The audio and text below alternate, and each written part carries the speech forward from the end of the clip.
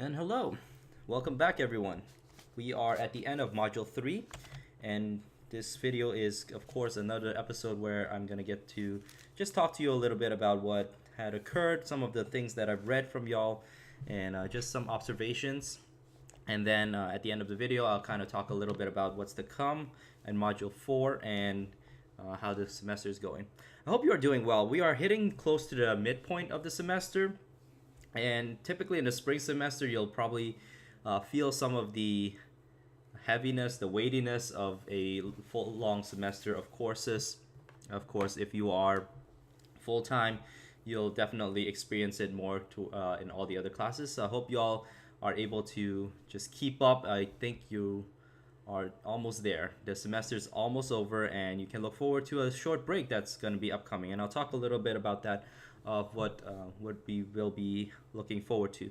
So let me just dive in and talk about Module 3. So Module 3 focuses specifically on a variety of things that talks about job preparedness, job resources, how kids K through 12 system just hopefully just brings you back to your own experience coming out of middle school, high school, college, undergrad, how you were thinking about careers and jobs and what the resources were out there, how emphasized were they, and how difficult it was for some to know what's the next steps are. Some of you are definitely were able to talk about that experience in your discussion as well as in your paper, and see that some of your clients have been experiencing that.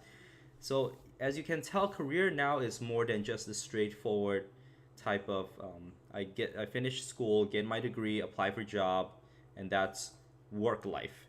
No, it encompasses a lot more than that. It really does touch on different areas of lives, how people are influenced by what their parents say or even what they don't say.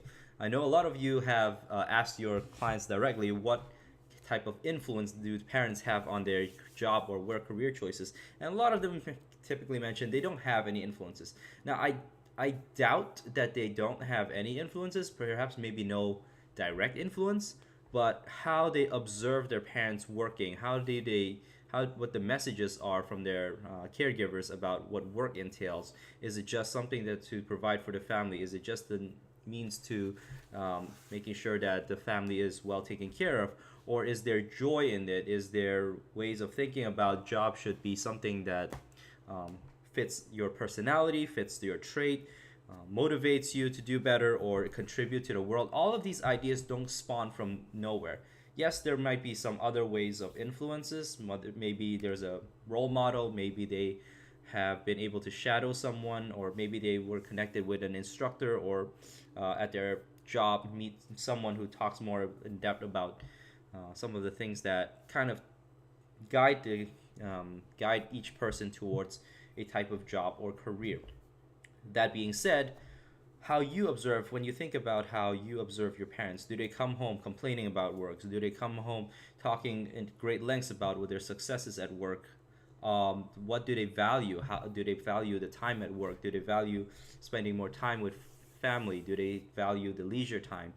All of those things, all of those little things kind of informs your expectation of what a job could be, and there's a lot to dig into there. So typically I don't really ask clients directly how does your parents influence, but I would ask them to notice the things that their parents do about their talk about when they talk about their jobs, or how they how the career transition affected the family and what kind of discussions were going around.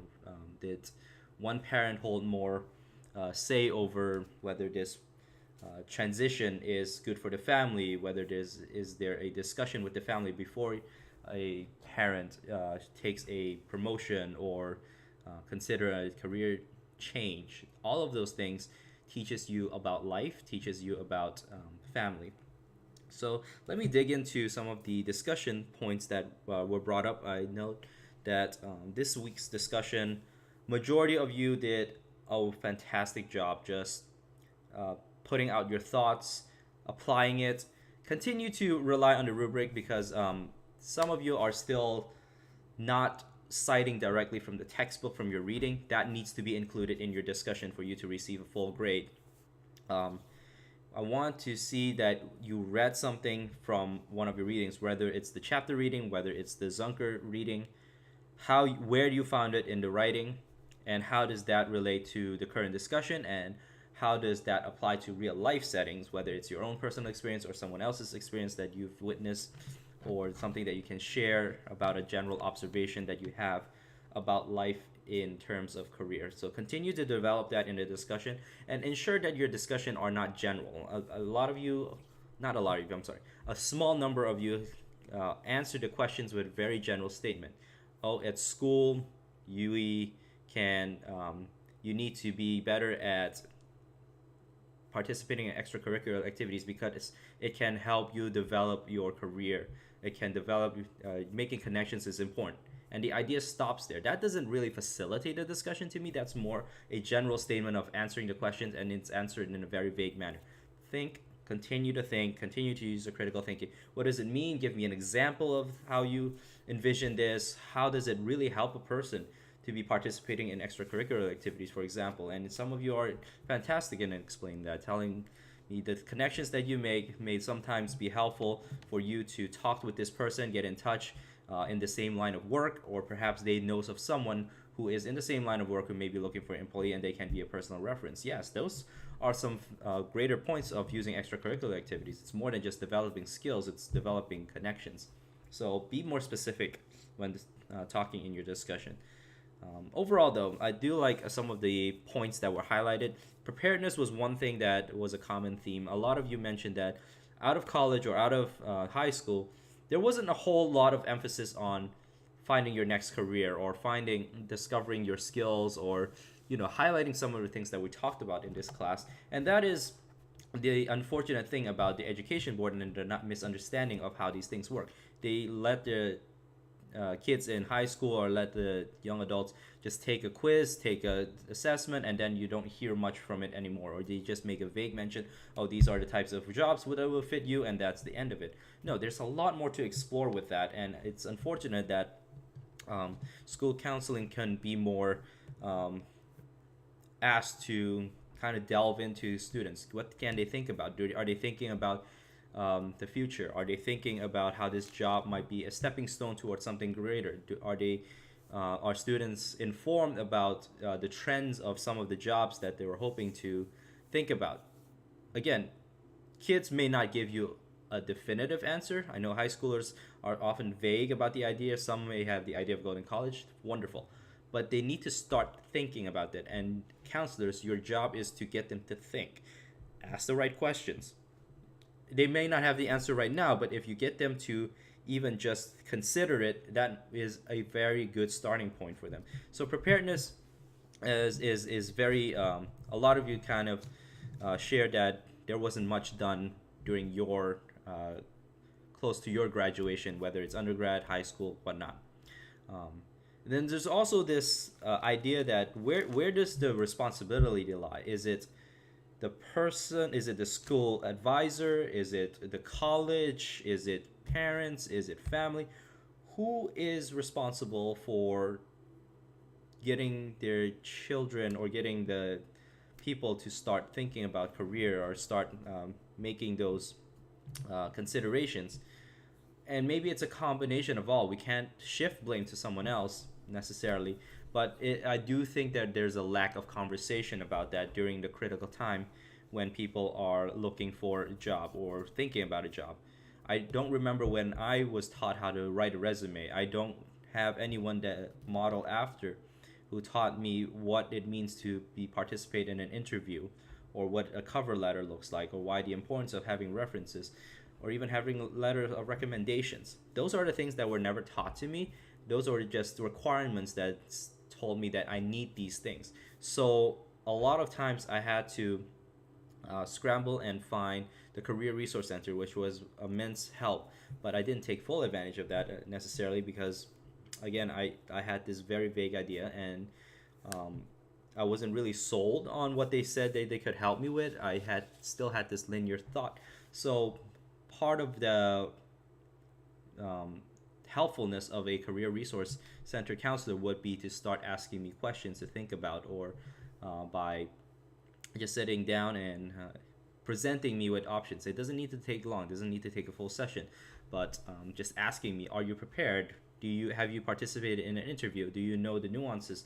We offer all these resources, and I've gotten to know more or less these things through experience, through trial and error, which is unpleasant.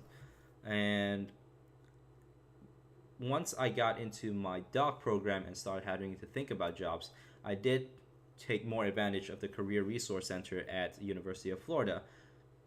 Part of the reason I visited there is for my career class I had to take, as well as being supervising a career counseling student intern. And I was able to take advantage of some of the things that are out there, and that might just lead into what we are going to be talking about in the next module. But where does the responsibility lie? Where is the critical time to start helping people make considerations about all these steps? What does it mean to make connections? What does networking entail? What's a resume? And then think beyond that. How do international students have to come into terms to learn about job search and job seeking, job finding? They might not have an idea of how the United States structure work. So this is a good segue into Module 4. So in talking about Module 4, I have both good news and bad news. I'll start off with the good news because that's how it starts off with this module. This will be the shortest module, or at least one of the shortest module next to Module 6. But this will be a short module. There's only a reading by LeBeau, which I have posted on the site, and by the time you get to see this video, you will see the chapter reading there. That's the only reading you have to do for this week. And it's a very short chapter.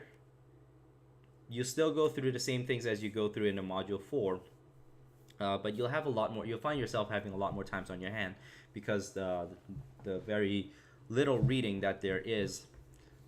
The assignment for this module focuses on resume building. I want you to be able to create a resume from scratch. If you have one already, great, use that as a template. What I mean by scratch is don't use any softwares or templates that will help you build a resume. I want you to be thoughtful in what you put in there and the word choices that you use. I don't want you to feel like you need to have a perfect resume, but I do want you to get into the process of sitting down and start writing and thinking about the things that you have accomplished, have gotten you so far. Plenty of you probably already have some form of resume because you applied for the graduate school and you've been through that process. That's acceptable in terms of just looking through it and using that as a foundation. Your resume for this assignment is to focus on the job that you hope to get. So start thinking about the places that you want to work. Start thinking about what they are looking for.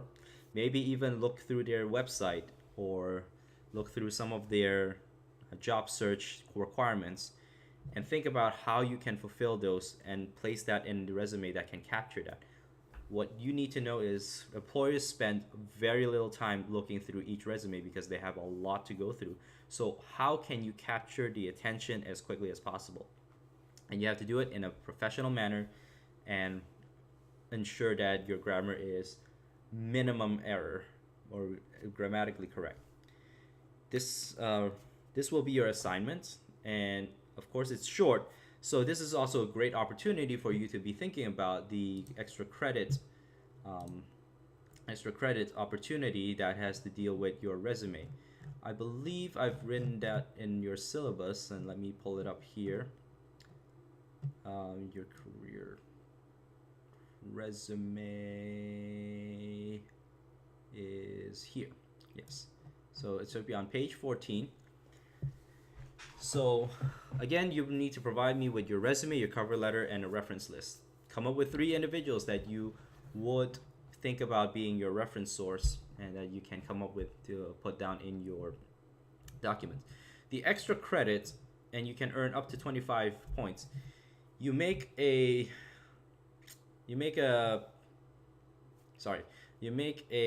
appointment to meet with a career counselor at the University Careers Resource Center. It's at the Hill Student Center, and this is free for all students. Um, Part of their work is, of course, to go over your resume when you upload it on your BlazerNet. They can give you a quick a cursory type of evaluation and give you some feedback. For this extra credit opportunity, I want you to actually go to the Career Resource Center by making an appointment, telling them about not this course, but rather, well, you can mention this course, but how you can better your resume or better your cover letter, have that critiqued and make the changes. Also, if you do a curriculum vitae, that would be a perfect way to get information on how to create one, especially if you are looking to get into a PhD program. A CV is needed more so than a resume. Then I want you to write a reflection paper on one page, no more than two, but one page hopefully, of your experience going to a career resource center. A lot of students don't know about the Career Resource Center, as a lot of people don't take advantage of the Career Resource Center. And there's also career resource centers for working people outside of school. There are career counselors out there are career organizations out there.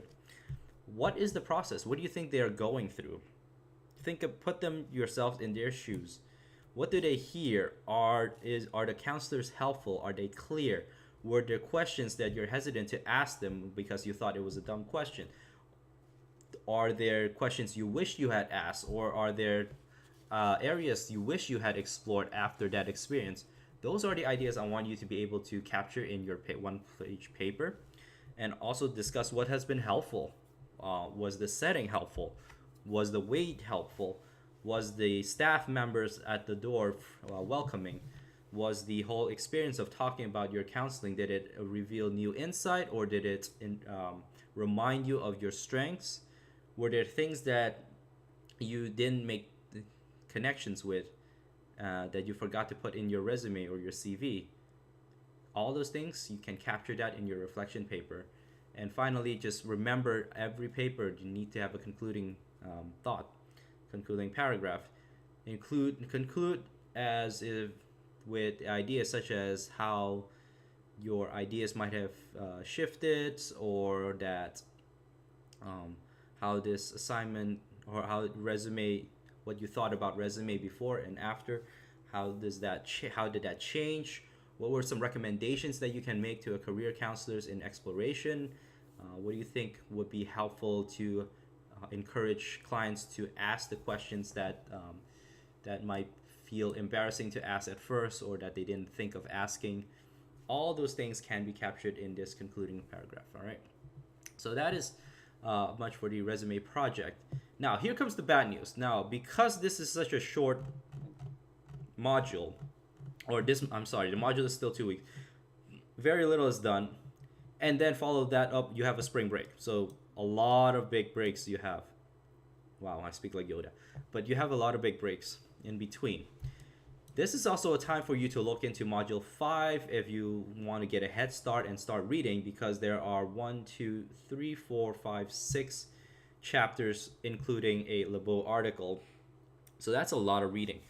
Take advantage of the time that you have because of the short Module 4 to start reading Module 5. Now, the quiz for Module 4 still only pertains to the readings from Module 4 or any ideas you have from the Module 4.